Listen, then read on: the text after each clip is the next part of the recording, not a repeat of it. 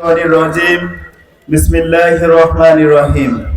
দামুড়হুদা উপজেলা জামাত কর্তৃক আয়োজিত আজকের এই কৃষক সমাবেশে সভাপতিত্ব করছেন দামুড়হুদা উপজেলার সম্মানিত আমির, আমাদের একান্ত প্রিয় জনাব নায়েব আলী।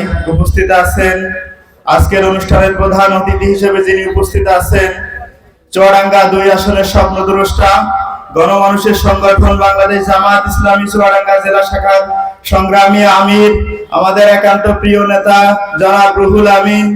বিশেষ অতিথি হিসেবে উপস্থিত আছেন অত্র এলাকার কৃতি সন্তান, আপনাদের সুপরিচিত মুখ, দামুড়হুদা উপজেলা শাখার সাবেক সফল চেয়ারম্যান, চুয়াডাঙ্গা জেলা জামাতের সম্মানিত নায়েবে আমির, একান্ত প্রিয় জনাব আজিজুর রহমান। উপস্থিত উপজেলা জামাতের নেতৃবৃন্দ, সামনে উপবিষ্ট যাদেরকে ঘিরে আজকের এই প্রোগ্রাম, দামুড়হুদা উপজেলার বিভিন্ন গ্রাম থেকে আগত প্রিয় দামুড়হুদা উপজেলাবাসী, সকলকে জানাই সালাম, আসসালামু আলাইকুম ওয়া রাহমাতুল্লাহ।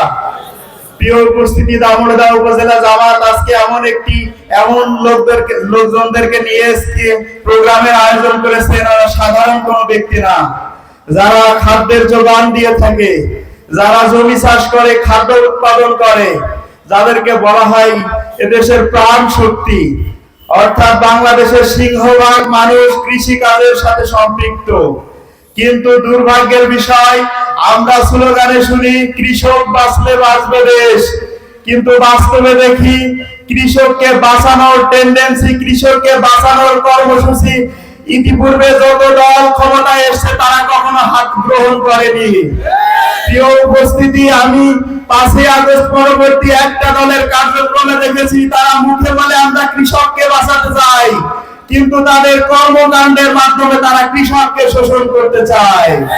কৃষকের প্রত্যাশা থাকে আমরা সঠিক সময়ে আমাদের জমির জন্য সার সংগ্রহ করব, কিন্তু আমরা দেখি সরকারিভাবে যে সারগুলো আসে, এই দেশ বৈষম্য মুক্ত করা হয়েছিল 5ই আগস্টে, কিন্তু আমরা লক্ষ্য করছি 5ই আগস্টের পর আওয়ামী সরকারের সকল কর্মকাণ্ড মনে হচ্ছে একটি দলের কাছে ইজারা দিয়ে গিয়েছে।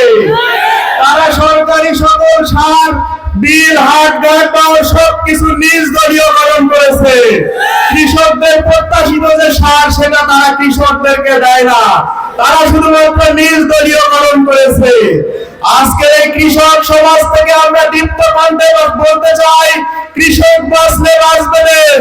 এই কৃষককে বাঁচাতে হলে আমাদের ন্যায় ইনসাফ ভিত্তিক সমাজ প্রতিষ্ঠা করতে হবে, নতুবা এই সমাজে কৃষককে বাঁচানো সম্ভব হবে না। অতীতের মতো বারবার লাঞ্ছিত নিপীড়িত হতে হবে।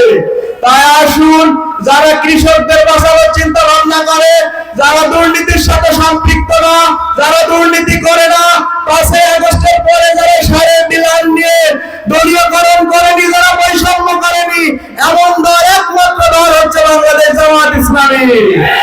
আগামী দিনে যদি আপনারা এই জামাত ইসলামীকে ক্ষমতায় পাঠাতে পারেন, ইনশাআল্লাহ কৃষকদের এই সারের সকল প্রকার বৈষম্য দূরীকরণ করা হবে।